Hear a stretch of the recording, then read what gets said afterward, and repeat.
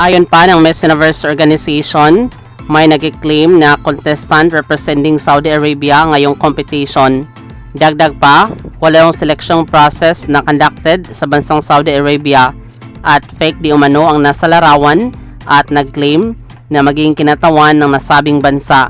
Matatandaan na naging isyu ang nasabing larawan na kung saan hawak ang watawat ng bansang Saudi Arabia at nakasuot na hindi kaya-ayang kasuotan na labag sa paniniwala ng bansa.